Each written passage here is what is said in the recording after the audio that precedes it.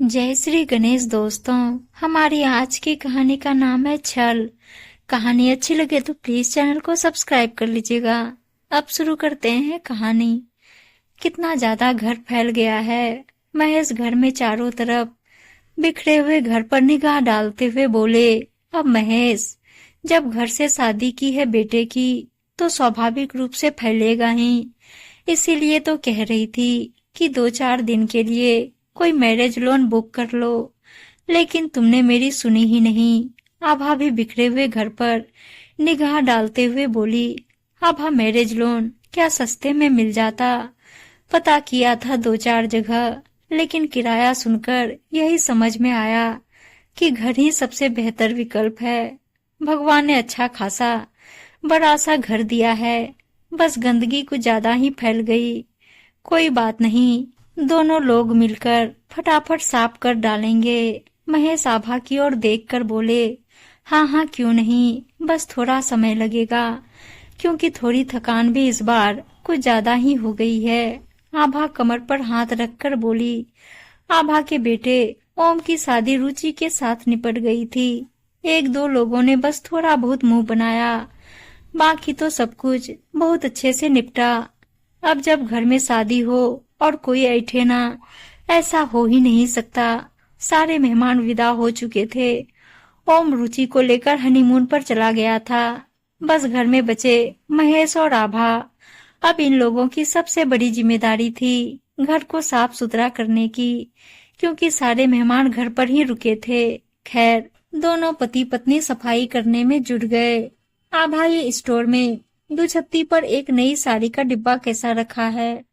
कहाँ पर? मैंने तो स्टोर में कोई साड़ी का डिब्बा रखा ही नहीं, और वो भी दुछत्ती पर। आभा असमंजस में फंस गई और स्टोर में पहुंच गई। कौन सा साड़ी का डिब्बा? ये देखो। महेश एक साड़ी का डिब्बा पकड़े खड़े थे और आभा के पहुंचते ही खोलकर दिखाने लगे।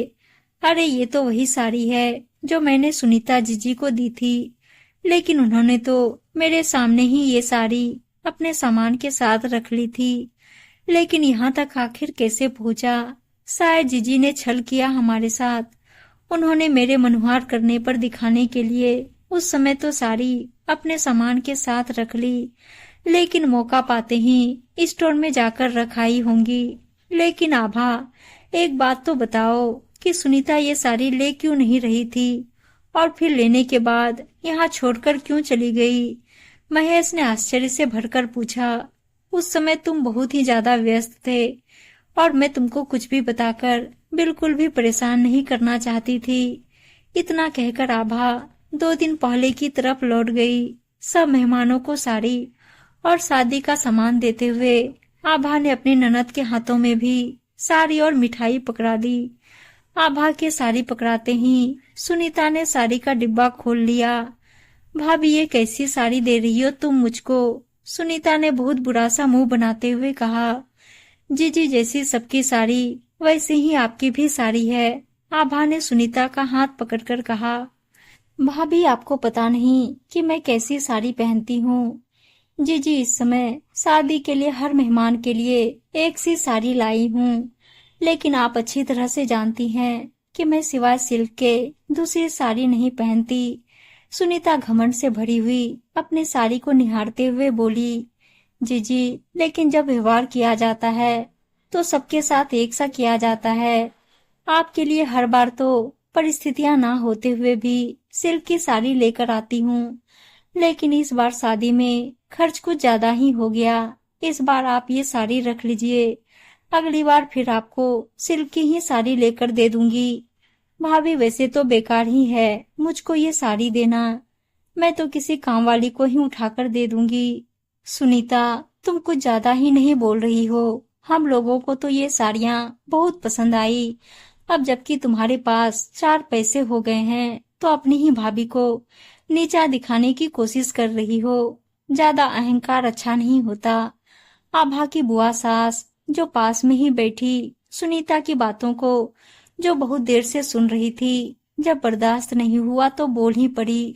बुआ, आपको क्या जरूरत है हम लोगों के बीच में आने की?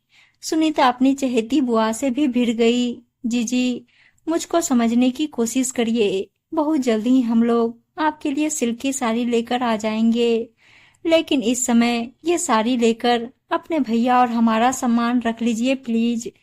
आभा ने बहुत ज्यादा मनहुआर करते हुए कहा।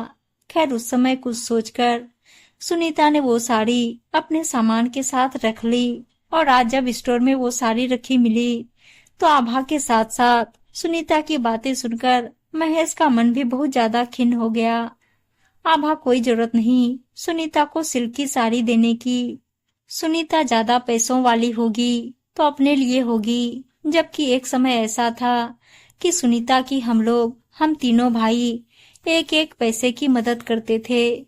जब उसके पति आकाश को व्यापार में एकदम से बड़ा घाटा हो गया था और आज जब उसका व्यापार फिर से अच्छा चलने लगा और उसके पास 4 पैसे क्या हो गए तो वो हम लोगों को ही नीचा दिखाने की कोशिश करती चली जा रही है।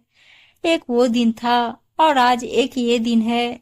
चलो रखो, अब ये साड़ी उठाकर किसी और को देने के काम आ जाएगी और सुनीता की बातों को सोचकर परेशान होने की भी कोई जरूरत नहीं।